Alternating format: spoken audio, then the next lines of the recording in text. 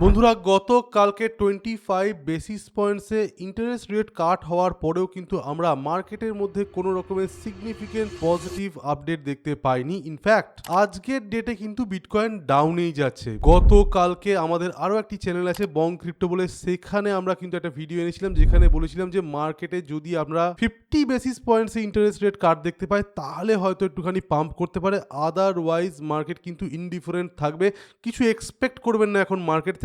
মার্কেটের ultimately condition কিন্তু ভালো নয়, ব্যাকবোন যেখানে স্ট্রং নয় সেখানে এই ধরনের ছোটখাটো পজিটিভ নিউজ যেখানে আসছে তার এফেক্ট কিন্তু আমরা দেখতে পাবো না। আর এই সিমিলার এফেক্ট কিন্তু আমরা অল্ট কয়েনের মার্কেটেও দেখতে পাচ্ছি। অল্ট কয়েন্সগুলো কিন্তু পড়ে যাচ্ছে এবং আজকের ডেটে ম্যাক্সিমাম অল্ট কয়েনই কিন্তু ডাউনে যাচ্ছে, কিছু একটা দুটো অল্ট কয়েনকে বাদ দিয়ে। আর এখানেই ম্যাক্সিমাম মানুষের মাথায় যে কোয়েশ্চেনটা আসছে, তাহলে কি ইটস ওভার? বিটকয়েন কি এখান থেকেই প্লামেট করবে? একখানা বিয়ার র্যালি কি আমরা দেখতে পাবো? তো এই সংক্রান্ত হতে চলেছে আজকের ভিডিওটা। পরবর্তী কত মাস ধরে আমাদেরকে এই কন্ডিশনটা ফেস করতে হতে পারে এবং রিকভারি কবে থেকে আসবে, আদেও আসবে কিনা, সত্যি কি বিয়ার র্যালি স্টার্ট হয়ে গেল, আবারও 3-4 বছরের অপেক্ষা, এই সংক্রান্তই হতে চলেছে আজকের ভিডিওটাতে। কমপ্লিটলি দেখুন, একটু স্কিপ করবেন না। ভিডিওটা দেখার পর ভালো লাগলে লাইক করে দিন, চ্যানেলটিকে সাবস্ক্রাইব করে দিন, আমাদের পাশে দাঁড়ান এই ধরনের কন্টেন্টকে ডেলি পাওয়ার জন্য মোটিভেট করুন আমাদেরকে। এবং প্রতিটি ভিডিওর নিচে আমাদের ডেসক্রিপশনে টেলিগ্রাম চ্যানেলের লিঙ্ক দেওয়া আছে, সেখান থেকে জয়েন হয়ে যান, কারণ সবার আগে কিন্তু আপডেট আপনারা আমাদের টেলিগ্রাম চ্যানেলেই পেয়ে যাবেন। তো বন্ধুরা, আমি ওম,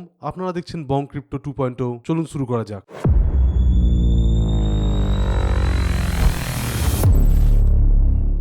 ভিডিওর একদম স্টার্টিংয়েই মার্কেটকে অ্যানালাইজ করার জন্য বেশ কিছু ডাটা সম্পর্কে আমরা আপনাদের সামনে আলোচনা করব, যার মধ্যে প্রথমেই যেটা আসছে যে রিয়েলাইজড প্রাইস ব্যান্ডস। এখানে আমরা দেখতে পাচ্ছি খুব সিম্পল একটা জিনিস, ট্রেডার্সদের রিয়েলাইজড প্রফিট কমছে, যারা শর্ট টার্ম ট্রেডার আছে তারা ইন্টারেস্ট লুজ করছে। কিন্তু যেটা একটা ইম্পর্টেন্ট জিনিস দেখা যাচ্ছে যে আস্তে আস্তে সেলিং প্রেসারটা একটু হলেও কমে আসছে। এটা সামান্য সময়ের জন্যও কিন্তু একখানা রিলিফ আনতে পারে মার্কেটে। তো বিটকয়েনের চার্টে চলে আসি যদি আমরা, তাহলে এই রিলিফটা কিন্তু তখনই দেখতে পাবো যদি বিটকয়েন এই যে একখানা ট্রেন্ড লাইন আছে, এটাকে একটা ট্রেন্ড লাইন বলা যাচ্ছে, যদিও এটা কিন্তু খুব একটা স্ট্রং ট্রেন্ড লাইন নয়, এই ট্রেন্ড লাইন সাপোর্টটা থেকে আবারও একটুখানি হলেও পাম্পের দিকে যায়, তাহলে আমরা বুঝবো যে হ্যাঁ সামান্য রিলিফের একখানা সুযোগ আছে। নেক্সট, শর্ট টার্ম হোল্ডাররা একটু আগেই বললাম এখন অবধি প্যানিক সিচুয়েশনের মধ্যে আছে, যেখানে রিয়েলাইজড লসের পরিমাণটা আস্তে আস্তে শ্রিঙ্ক করছে, অর্থাৎ আস্তে আস্তে কমছে। যতক্ষণ না এই রিয়েলাইজড লসটা 0%-এর উপরে উঠে আসছে ততক্ষণ তো অবশ্যই আমরা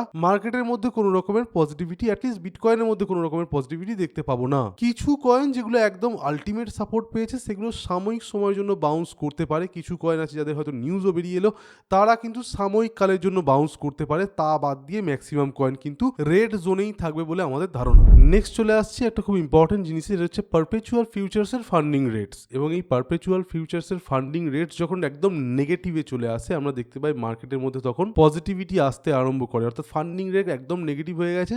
এই সিচুয়েশন থেকে মার্কেটে বাইং আরম্ভ হওয়াটা মাস্ট, সেই কন্ডিশনটা এখনো অবধি আসেনি। পরবর্তীকালে কিন্তু এটা আরো নেগেটিভের দিকে যেতে পারে, অর্থাৎ পরবর্তীকালে নেগেটিভ 60% কি 50% অবধি এটা নেমে যেতে পারে অত্যন্ত ইজিলি, এবং তারপর কিন্তু একটা টাইট বাইং স্টার্ট হতে পারে, যেটার কন্ডিশন কিন্তু এখন অবধি আসেনি। সুতরাং বিটকয়েনের চার্ট অনুযায়ী 80K টাচ করা, সেটাকে ব্রেক করা এবং প্রিভিয়াস যে সিজন ছিল বা প্রিভিয়াস বুল র্যালির যে একখানা ইম্পর্টেন্ট সাপোর্ট অ্যারাউন্ড $70,000 কাছাকাছি আছে, সেই জায়গায় নেমে যাওয়ার চান্স কিন্তু এখনো 60%-এর বেশি থাকছে। এবার ওভারসোল্ড আর ওভারবট ডেটা অনুযায়ী কিন্তু একটা চার্ট আপনারা দেখতে পাচ্ছেন স্ক্রিনের মধ্যে, যেখানে আমরা মাল্টিপল টাইম বিটকয়েনের মধ্যে ওভারসোল্ড রিজিয়ন দেখতে পেয়েছি এবং তার পরবর্তীকালে বাইং হয়েছে। এবার সেটা কখন হয়েছে একটুখানি বোঝার চেষ্টা করুন।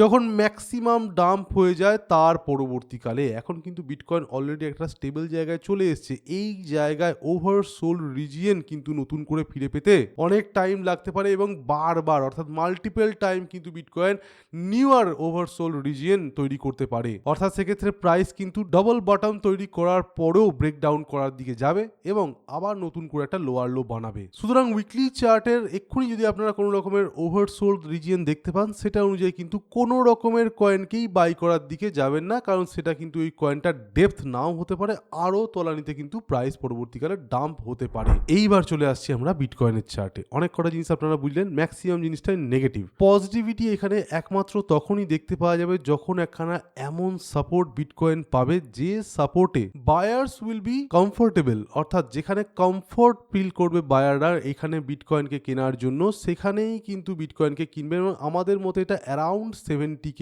রিজিয়ন। এই 70K রিজিয়নটা যতক্ষণ না বিটকয়েন হিট করছে, আমাদের মনে হয় না যে ইমিডিয়েট মার্কেটে কোনো রকমের প্রপার র্যালি আসতে পারে, যেখানে আমরা সিগনিফিকেন্টলি কয়েক সপ্তাহ ধরে এখানে পাম্প দেখতে পাবো।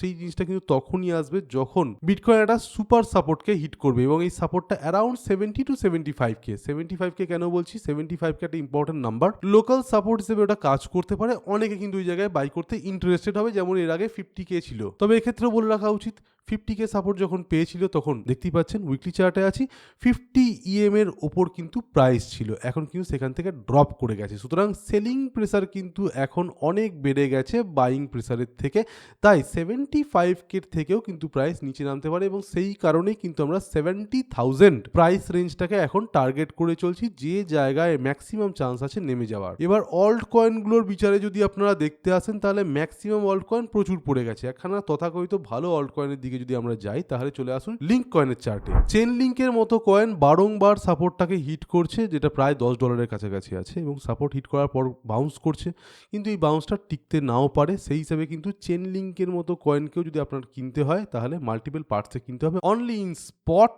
নো ফিউচার ট্রেডিং এর জন্য কিন্তু আস্তে আস্তে মার্কেটের কন্ডিশন আরো খারাপ হচ্ছে। যত মার্কেটে ফিউচার্সের ভলিউম স্পট ভলিউমকে ছাপিয়ে যাচ্ছে, তত কিন্তু মার্কেটের মধ্যে আমরা দেখতে পাচ্ছি ইন্টারনাল ভয়েড তৈরি হচ্ছে, যে ইন্টারনাল ভয়েডের জন্য পরবর্তীকালে স্পট ভলিউম কমছে, স্পটের প্রাইস কমে যাচ্ছে, এবং আলটিমেটলি যারা লং সাইডের দিকে ট্রেড নিচ্ছেন তারা লিকুইডেট হয়ে যাচ্ছেন। এটা কিন্তু একটা বিরাট বড় ফ্যাক্টর।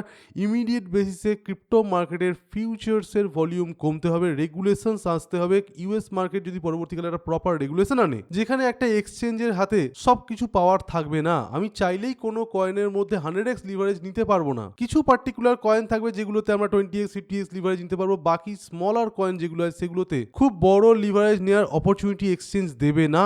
এই ধরনের রেগুলেশন কিন্তু এবার আসা উচিত। আমরা অনেক সময় দেখেছি get.io, MEXCর মতো এক্সচেঞ্জ আছে, যে সমস্ত এক্সচেঞ্জে খুব ছোট ছোট কয়েন আছে, যে সমস্ত কয়েনের মধ্যে আমরা লিভারেজ নিতে পারছি, এবং সেই লিভারেজের সংখ্যাটাও 2x 3x 5x নয়, সেগুলো 30x 50x অবধি চলে যাচ্ছে। এত ছোট কয়েন যার লিকুইডিটি কম, যে কয়েনের মধ্যে ইন্টারনাল ফ্লোই নেই, মানি নেই, সেই সমস্ত কয়েনের মধ্যে অত বড় লিভারেজ নেওয়ার ফলে ক্রিপ্টো মার্কেটের মধ্যে একখানা ইন্টারনাল ভয়েড তৈরি হচ্ছে। আপনাদের মনে হতে পারে যে আরে ছোট ছোট কয়েনের মধ্যে লিভারেজ নেওয়ার ফলে এত বড় $1 ট্রিলিয়ন মার্কেটে কি এমন একখানা সমস্যা তৈরি হবে? কিন্তু আপনারা নিজেরাই মনে করে দেখুন একটা জিনিস, মার্কেটে বিটকয়েনের ডমিনেন্স অ্যারাউন্ড 60% আছে, বাকি 40% মধ্যে অবশ্যই স্টেবল কয়েন্স আছে, ইথেরিয়াম আছে, সবাই আছে। সেটা বাদ দিয়ে যদি 10 to 20% যদি এমন কয়েন থাকে, যে কয়েনগুলোর মধ্যে হাই লিভারেজে খেলা হচ্ছে, যে কয়েনগুলোর মধ্যে ক্যাশের অ্যাকচুয়াল ইনফ্লো নেই, যে সমস্ত কয়েনের ইটিএফও লঞ্চ হয়নি, ইনস্টিটিউশনসরা বাই করছে না, রিয়েল কয়েনটারই কোনো ভ্যালু আসছে না আস্তে আস্তে, সেই কয়েনটার মধ্যে লিভারেজ নেওয়ার ফলে কিন্তু মার্কেটের মধ্যে অলওয়েজ একখানা ড্রপ জোন তৈরি হয়ে যাচ্ছে, যার ফলে পরবর্তীকালে কিন্তু মার্কেট ক্র্যাশের দিকে যাচ্ছে বা ইন্টারনাল ক্যাশ আউটফ্লো হয়ে যাচ্ছে, এবং সেই সাথে লিভারেজ ট্রেডিংয়ের ফলে প্রচুর মানুষের লস হচ্ছে, যে লসটা তারা রিকভারি করতে পারছে না, এবং যার ফলে কিন্তু তারা আস্তে আস্তে স্পট ট্রেডিং থেকে এবং লং টার্ম টাকা রাখা থেকেও দূরে হয়ে যাচ্ছে। তাই একটা প্রপার ওয়েতে যতক্ষণ না মার্কেটের রেগুলেশনস আসছে এবং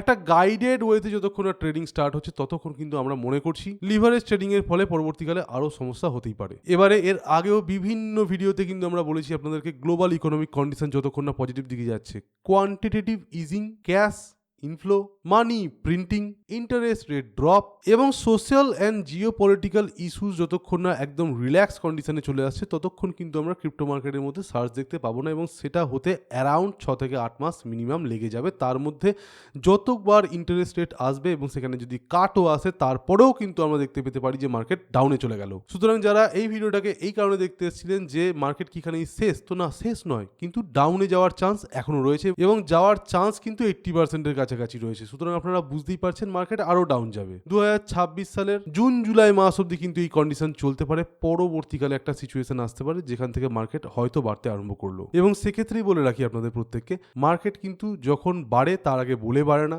তাই কিপ পারচেজিং। আপনারা ভালো কয়েন, যে সমস্ত কয়েন একটা প্রপার বেস রাখে, এর আগেও বেশ কিছু ভিডিও সে সমস্ত কয়েনের আলোচনা করা হয়েছে, সেগুলোকে মান্থলি কিনতে আরম্ভ করতে পারেন, যদি না অলরেডি করে থাকেন সে কাজ।